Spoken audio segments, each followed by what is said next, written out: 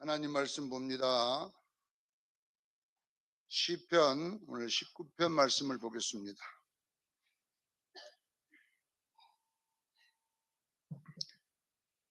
시편 19편 1절로 14절까지 말씀을 우리 같이 합독하겠습니다. 시편 19편 1절부터 읽겠습니다. 시작. 하늘이 하나님의 영광을 선포하고 궁창이 그 손으로 하는 신일을 나타내는도다. 날은 날에게 말하고 밤은 밤에게 지식을 전하니 언어도 없고 말씀도 없으며 들리는 소리도 없으나 그의 소리가 온 땅에 통하고 그의 말씀이 세상 끝까지 이르도다. 하나님이 해를 위하여 하늘의 장막을 베푸셨도다. 해는 그의 신망에 나오는 신랑과 같고 그의 길을 달리기 기뻐하는 장사와 같아서 하늘 이 끝에서 나와서 하늘 저 끝까지 운행하며 그의 열기에서 피할 자가 없도다. 여호와의 율법은 완전하여 영혼을 소생시키고 여호와의 증거는 확실하여 우둔한 자를 지혜롭게 하며 여호와의 교훈은 정직하여 마음을 기쁘게 하고 여호와의 계명은 순결하여 눈을 밝게 하시는도다. 여호와를 경외하는 도는 정결하여 영혼까지 이르고 여호와의 법도 진실하여 다 의로우니 금곧 많은 수금보다 더 사모할 것이며 꿀과 송이꿀보다 더 달도다. 또 주의 종이 이것으로 경고를 받고 이것으로 지킴으로 상이 크니이다. 자기 허물을 능히 깨달은 자 누구리요? 나를 숨은 허물에서 벗어나게 하소서. 또 주의 종에게 고의로 죄를 짓지 말게 하사 그 죄가 나를 주장하지 못하게 하소서. 그리하면 내가 정직하여 그 죄가에서 벗어나겠나이다. 나의 반석이시요 나의 구속자이신 여호와여, 내 입의 말과 마음의 묵상이 주님 앞에 연락되기를 원하나이다. 아멘. 오늘 말씀의 제목은 모든 삶이 주를 찬양합니다. 이런 제목으로 은혜를 나누고자 합니다. 여러분, 예수님이 재림의 때는 우리 예수님이 하신 말씀이죠. 노아의 때와 똑같다 이렇게 말씀하셨고, 그 노아의 때에 두 종류의 교인이 나누듯이 예수님의 때도 둘로 나눠지는 일이 분명히 일어납니다. 그래서 우리는 그 나눠질 때에 분명히 우리는 노아의 교회를 따라가야 될 줄로 믿습니다. 노아는 방주를 준비했다는 말은 바로 재림 준비를 했다는 것입니다. 우리는 예수님 재림 준비를 하기를 바랍니다. 노아가 재림 준비를 했는데, 방주 준비를 했는데 몇 살에 이제 심판이 시작됐냐면 600세에 심판이 시작됐습니다.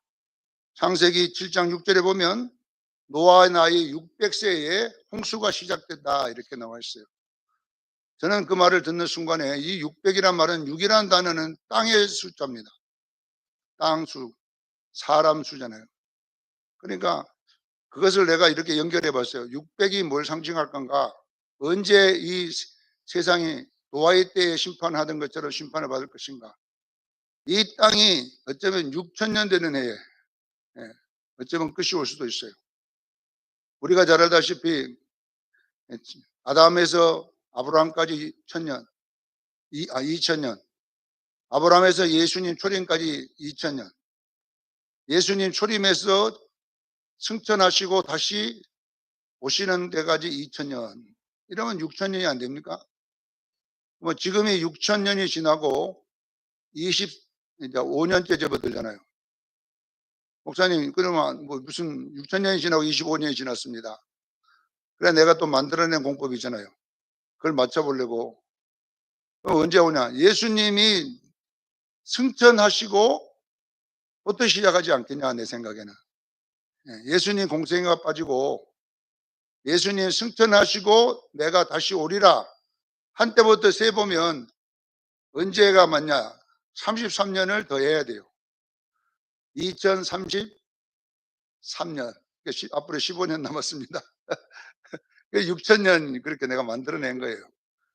그러니까 여러분요, 분명하게 여러분 노아 나이 600세에 홍수가 시작되듯이 언제 재림이 될 거냐 생각해 보니까 분명하게 2000년, 6000년이냐, 6000년, 600세니까 그러니까 예수님 올 때가 가까움을 믿으시기를 바랍니다. 2033년대로 온다는 말이 아니라 이거는 수치상으로 내가 계산해 놓은 것이고 지금 주님이 그만큼 가까웠다는 이야기를 우리에게 하고 있음을 믿으셔야 돼요.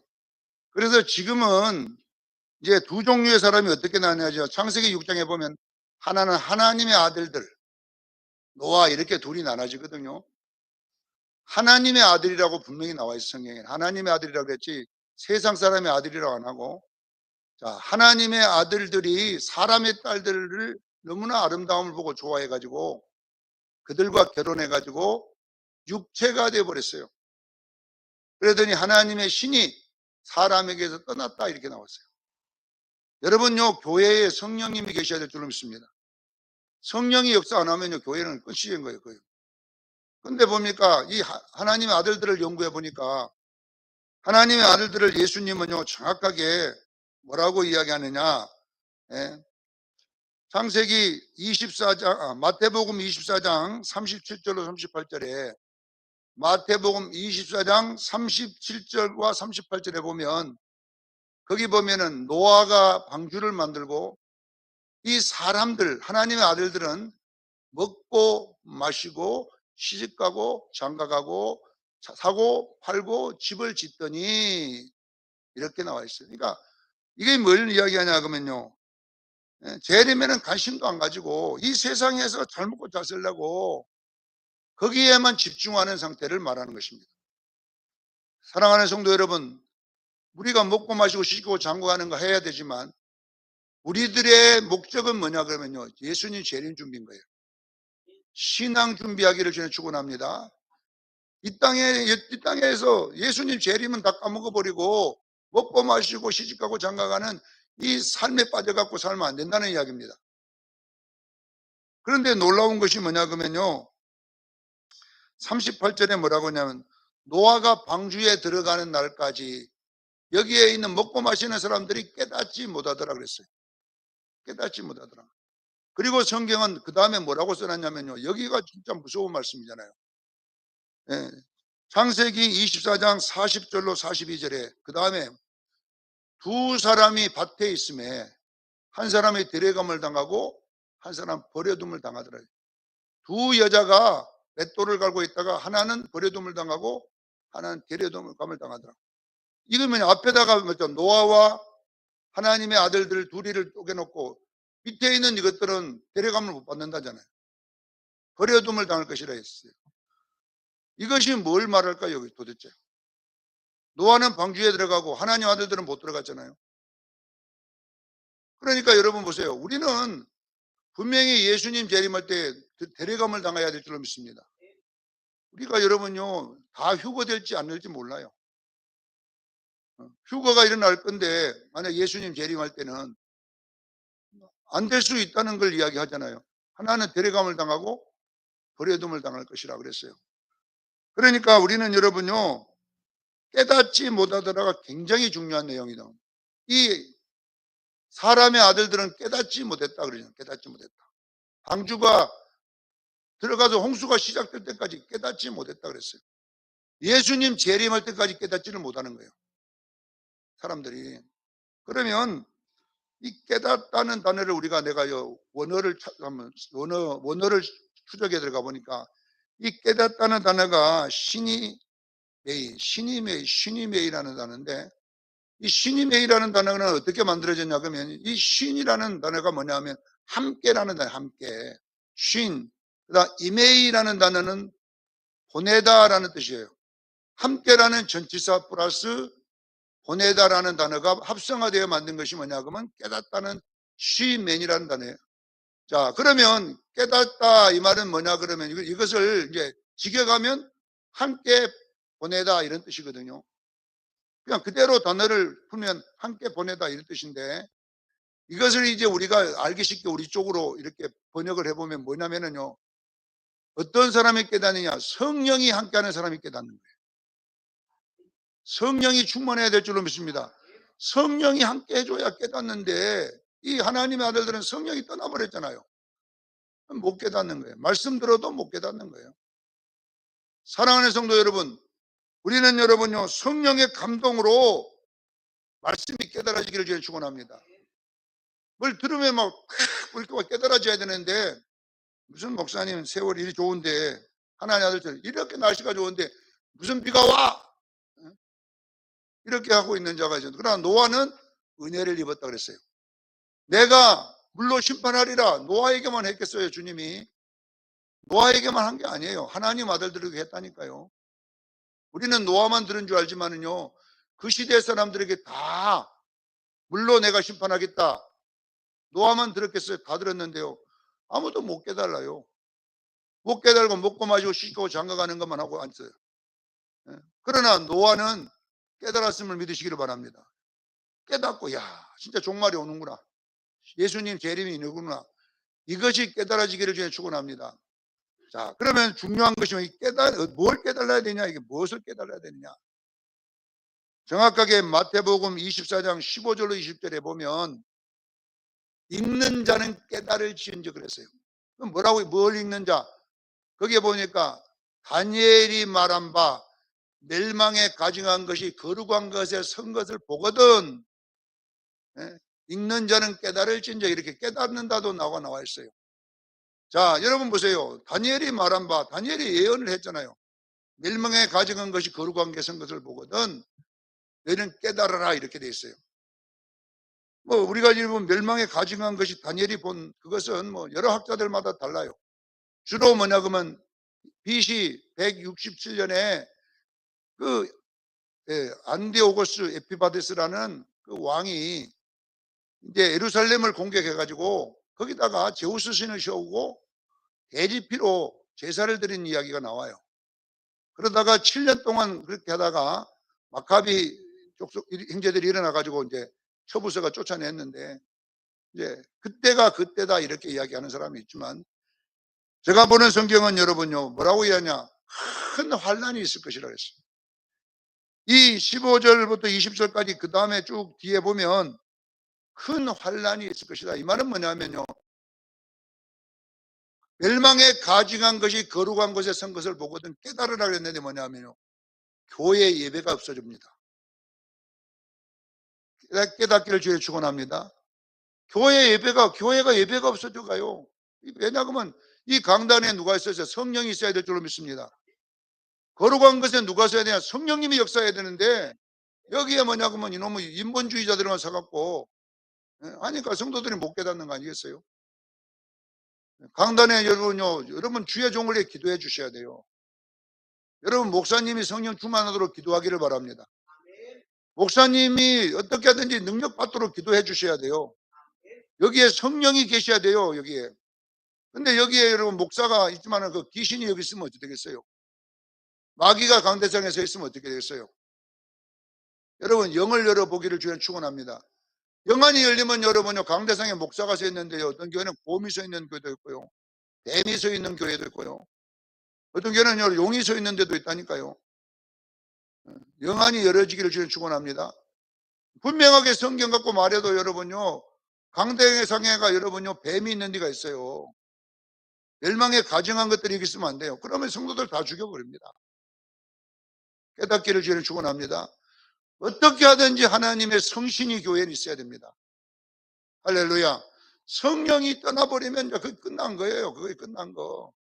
우리 주정교회도요, 성령이 떠나면 끝난 거예요. 왜 떠나느냐, 이 말 성령이. 왜 멸망에 가진 것이 교회를 장악하고 있냐. 우리가 여러분요, 결론은 뭡니까? 먹고 마시고 시집가고 장가가는 그것이 목적이 돼서 예배도 안 드리고 기도도 안 하고 이렇게 하면요, 결론은 교회는 뭐만 있어요? 멸망에 가증한 종자들만 영어로 보면 있음을 믿으시기를 바랍니다. 예, 그러니까 우리 수영교인들은 어떻게 하든지 교회에 성령이 임할 줄로 믿습니다. 예, 목사님을요 기도원으로 쫓아 올리 보내야 돼요.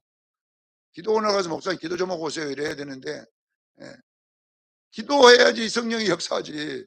예, 요즘 기도원에요 사람이 없어요. 목사님들도 없어요. 옛날 올라가면 기도로 가면 막 목사님들이 수천 명 있어. 금식하는 사람도 많고 그런데 지금은요 기도원에 사람이 하나도 없어. 목사님도 없고 평신도도 없고. 예. 그러니 교회가 여러분 좀 잠들 수밖에 없잖아요. 예. 교회는 여러분요, 글 갖고만 해서 안 돼요. 성령이 역사해야 될 줄로 믿습니다. 예, 얼마든지 여러분요, 설교가 얼마나 잘 나옵니까? 여러분 책 살 필요가 없어요. 제가 옛날에 신학교 다닐 때 우리 가르쳤던 교수님이 자기가 처음에 교수 할 때는 책 한 권 쓰려면 보통 2년 정도 걸렸다는 거예요. 책을 구입해야 되죠. 했는데 지금은요, 15일이면 책 한 권 쓸 수 있다예요. 왜 그러냐면 모든 세계의 그 도서관을 돈만 주면 다 들어가서 이렇게 참고를 다 뺄 수 있답니다. 그래가지고 자료 빼가지고 차차차 조각 보면 그냥 15일 만에 그냥 딱 박사 논문이 나와버리는 거예요. 얼마나 지금 정보가 잘 되어 있는지. 예, 그것도 여러분 이제 앞으로 내가 쓸 필요 없어. 예, 요즘 나오는 AI가 이름이 뭡니까? GPT. GPT한테 논문 써주라고 그러면요, 박사 논문요 딱 2시간이면 써줘 그래요. GPT. 이번에 수능에 GPT가 수능을 봤는데요, 몇 점 나왔냐 그러면요, 전체 4위가 나왔어요. GPT가 맞은 점수가요, 수능 점수 중에서 4등 4등. 그러니까 여러분 생각해 보세요. 이건 뭐 보통 일이 아니니까. 지금 여러분요, 설교 앞으로 쉽게 쉬워요. GPT 보고 써주라고 하면 원고요, 원고 하루에 100개도 써줘. 왜냐 그러면 인터넷에 나와 있는 한 거의 10만 분의 분량의, 몇십만 명의 분량의 모든 설교집을요, GPT가 검색해 가지고요, 내가 주제만 주면요, 거기에 맞는 설교를 써줘요.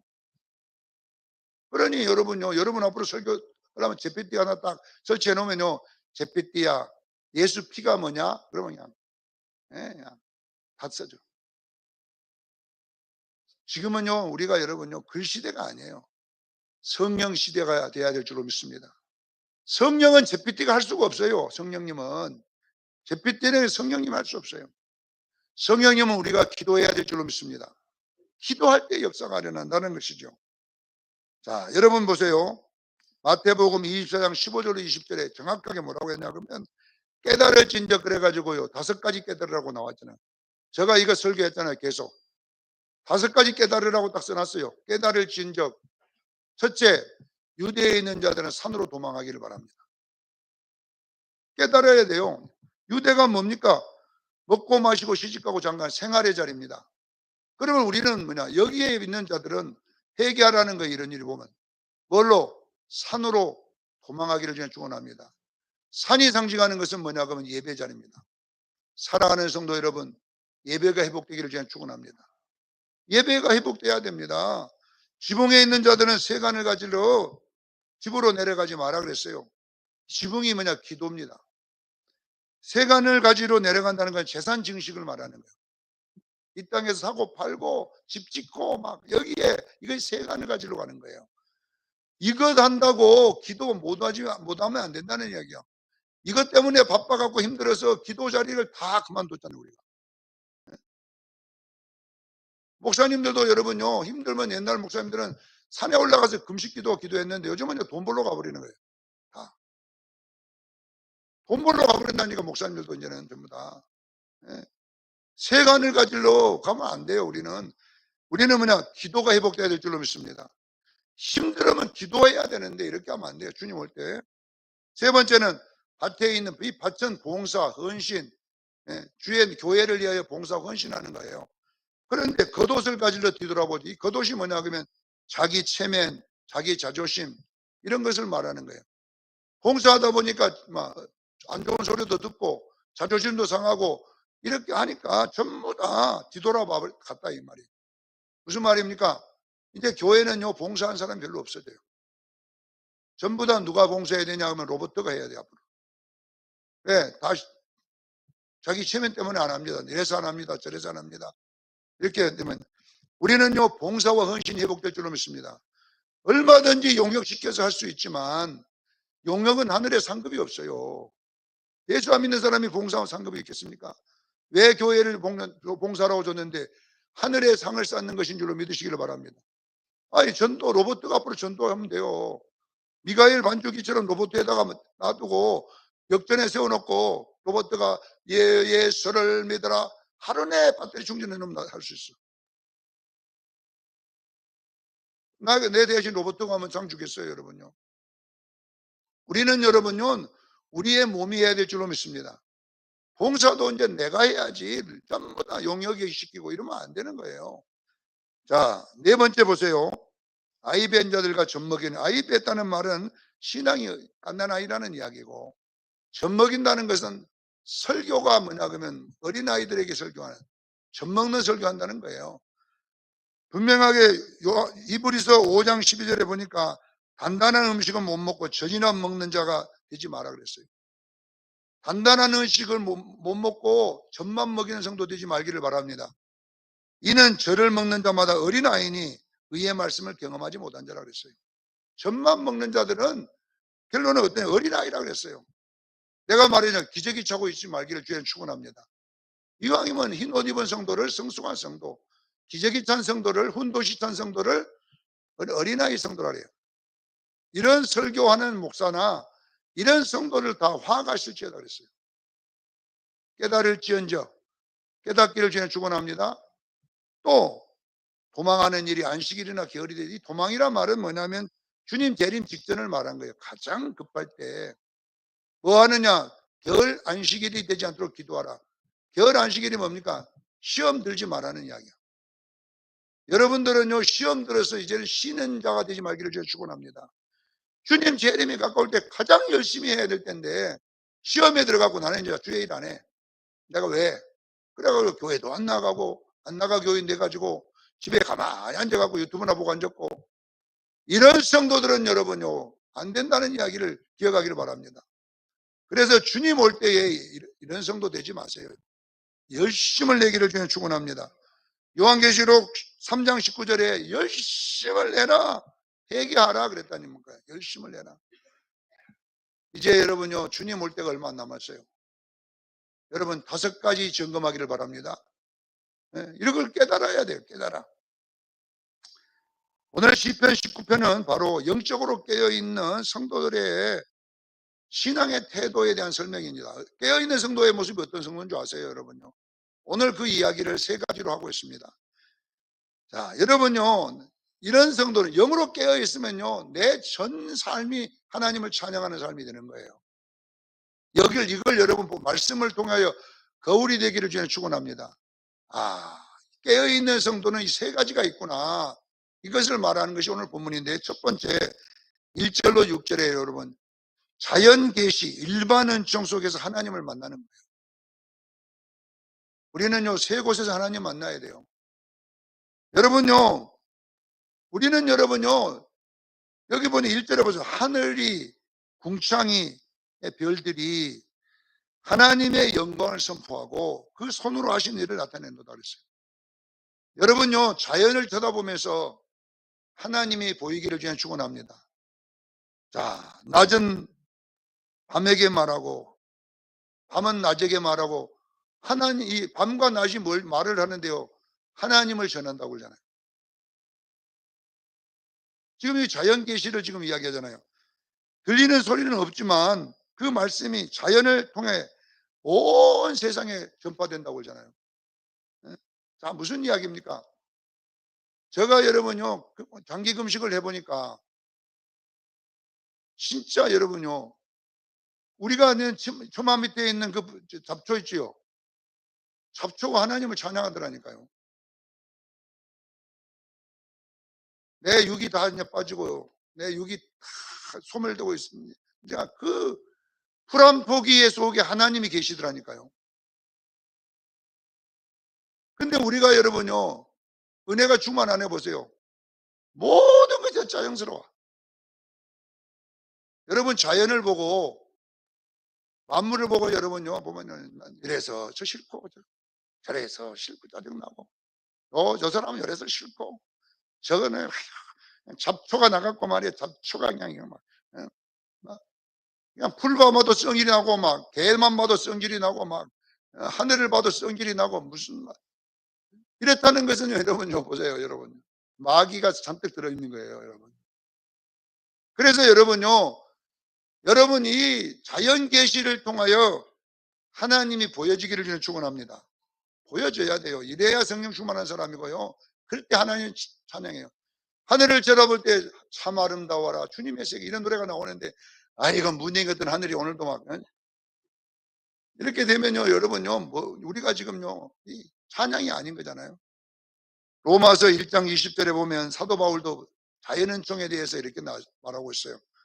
창세로부터 그의 보이지 않는 것들 곧 그의 영원하신 능력과 신성이 그가 만드신 만물에 분명히 보여 알려졌나니 그러므로 핑계하지 못할 것이라 했어요. 하나님이 만든 자연에 하나님이 있음을 믿으시기를 바랍니다. 하나님이 보인다고 그러잖아요. 예?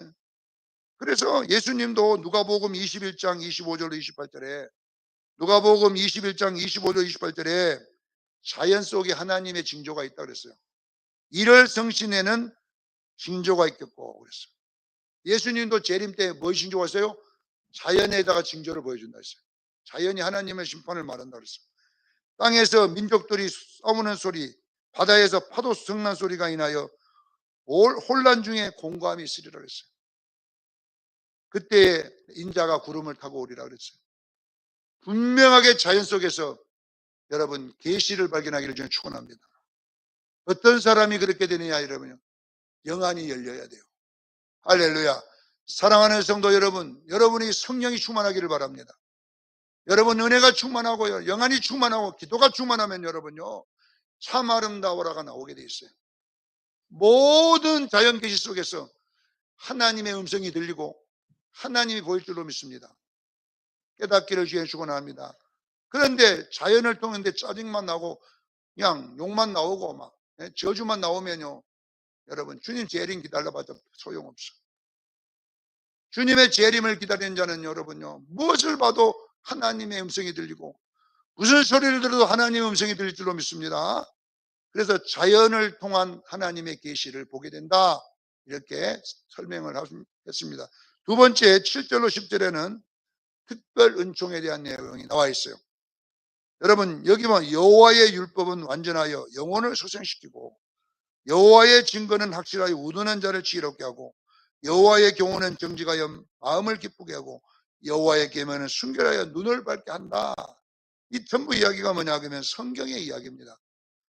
우리에게 준 이 기록된 하나님 말씀은 특별한 계시입니다. 예수 안 믿는 자에게는 안 주고 믿는 자만이 깨닫게 하는 것입니다. 여러분 성경에서 뭘 깨닫느냐 이 말이에요. 영혼이 소생돼야 돼요. 할렐루야. 말씀을 읽을 때 영혼이 살아나기를 제가 축원합니다. 그런데 어떤 사람이요 말씀만 보면 잠이 와버려요.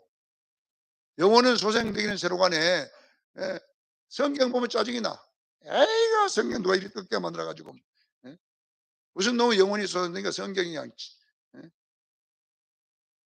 어떤 권사님은요 잠 안 오면 성경을 배우고 잔다더라고. 그 수면제.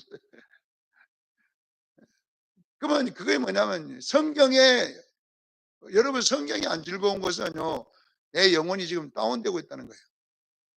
내 영혼이 소생되고 충만하면요 기록된 말씀을 안 보면 시편 119편에 보세요. 말씀을 사모하여 찾아가 일어나서 본다고 그러잖아요. 자다가 그냥 깨갖고 성경 본다고 그러잖아요. 두 번째 여호와의 증거는 확실하여 우둔한 자를 지혜롭게 한다. 성경은 보면 그냥 지혜가 팍팍팍 떠오르고요. 여호와의 경호는 정직하여 마음을 기쁘게 한다. 여호와의 경외는 순결하여 눈을 밝게 한다. 9절에 보니까 성경은 여호와를 경외하여 금보다 사모하게만 송이 굴고 받았다 달도다 그랬어요.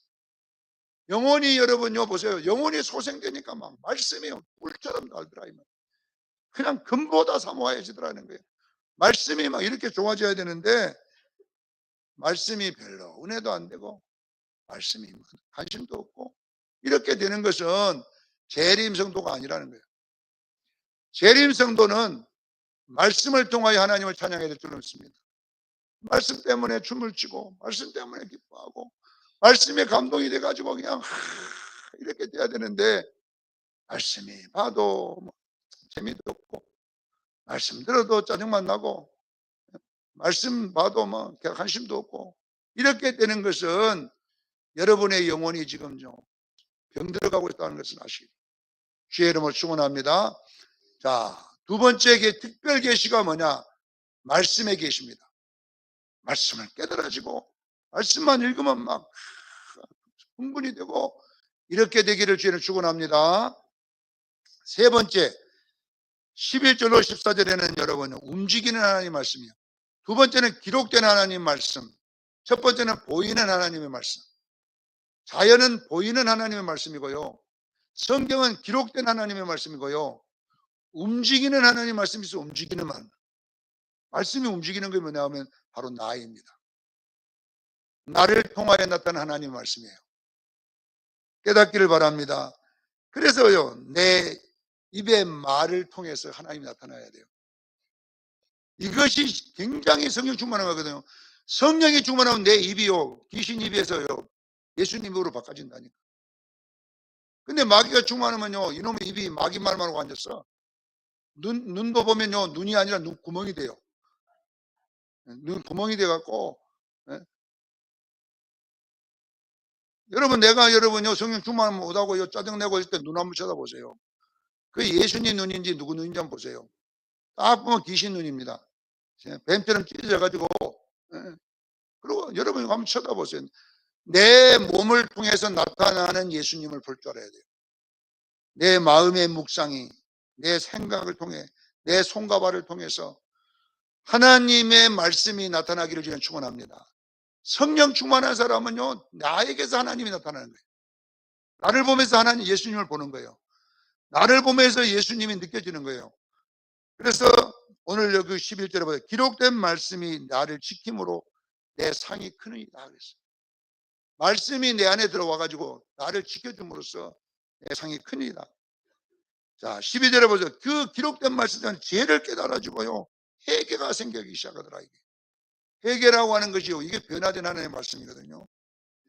14절에 보면 나의 반석이시오 나의 구속자 여호와여 나의 입의 말과 마음의 묵상이 주께 연락되기를 원하나이다.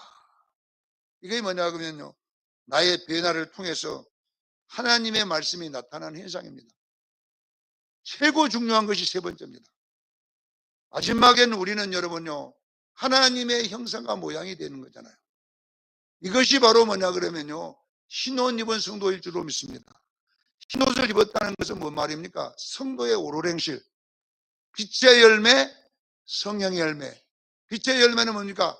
예수님의 형상, 텔렘. 예수님의 모양이 뭡니까? 성령의 열매, 예수님의 성품. 이것이 뭐냐 그러면, 이것이 나타날 때에 그걸 보고 뭐냐 그러면요, 흰옷 입은 성도요, 성령 충만한 성도일 줄로 믿습니다. 성령 충만이라고 하는 것은 성령의 열매, 성령 충만이라고 하는 게 뭐냐면, 성령은 자기를 증거하러 우리에게 온 것이 아니라 내가 내 뒤에 오시는 이가 와서 나를 증거할 것이라고 했어요. 성령님은 예수를 증거할 줄로 믿습니다. 성령님은 예수를 믿게 하고 예수를 닮게 하고 예수님을 쫓아가게 하고 이 모든 기능을 뭐하냐? 성령님이 하시는 거예요. 성령이 여러분 우리에게 오면 성령을 내게서 나타내는 게 아니라 예수님을 나타내게 한다니까요. 내 뒤에 오시는 그분, 보혜사가 오시면 나를 가르치고 나를 생각나게 하고, 그것이 요한복음 14장, 15장, 16장의 내용이잖아요. 보혜사가 오면 나에 대하여, 심판에 대하여, 의에 대하여 가르쳐 줄 것이다. 이렇게 말씀했어요. 그래서 여러분, 성령의 열매란 말은 뭐냐면 예수님을 나타내 주겠다는 거잖아요. 할렐루야. 그래서 마지막에 우리가 하나님을 찬양하는, 내 삶이 찬양하는 것은 뭐냐 그러면요, 내가 찬양하는 거예요. 그러면 날마다 성령 충만으로 이런 노래 부르는 것도 찬양이지만, 오늘 본문에는 내 마음의 묵상이, 내 입의 마음의 묵상과 내 입의 열매가, 나의 입의 말과 내 마음의 묵상이 주께 연락되기를 원하나이다. 말만 연락되는 게 아니라 마음의 묵상까지 같이 연락돼야 돼요. 이게 뭐냐 그러면 여러분요, 바로 내가 하나님을 찬양하는 거예요. 내가. 오늘 사랑하는 수영교회 성도 여러분, 주님은 하늘에 계시지만은요, 그 성령으로 내 안에도 계십니다. 그러면 결론은 뭐냐 그러면 우리가 주님 앞에 가기 전에, 예수님 재림 직전에는 적어도 내 입의 말이 주님을 닮으라는 이야기입니다. 내 마음의 생각이 주님을 닮기를 원합니다. 이것이 연락돼야 돼요. 연락돼야 돼요. 이것이 뭐냐 그러면 우리가 삶으로 하나님을 찬양하는 것입니다. 사랑하는 성도 여러분, 성질을 날 때가 있는데 그 성질을 참고 여러분요 웃을 때는 그건 예수님을 나타내기 위한 간절한 소원인 거잖아요. 남을 욕을 해야 되는데 욕을 하지 않고 그를 축복하는 것, 원수를 사랑하고 핍박하는 자를 위해 기도하는 건 그거는 여러분 뭐냐면 예수님을 나타내고자 하는 나의 간절함이잖아요. 이것이 이렇게 되는 것이 뭐냐 그러면 여러분 하나님 찬양인 거예요. 우리가 예배 시간에 찬양하는 것도 맞죠. 그리고 우리가 자연을 보고 찬양하는 것도 맞죠. 말씀 보고 찬양하는 것도 맞지만 마지막 최고 중요한 것은 뭐냐면 내 몸이 하나님의 악기가 되기를 저는 축원합니다. 마지막에는 악기, 내가 하나님의 악기라니까요. 하나님을 찬양하는 악기가 되어서 내 입술의 말이, 내 마음의 묵상이 주께 연락되는 축복이 있기를 바랍니다. 이것이 내 모든 삶으로 하나님을 찬양하는 태도임을 알고 여러분 이런 멋있는 그리스도인들이 되기를 예수 이름으로 축원합니다. 기도하겠습니다. 거룩하신 하나님 우리 아버지,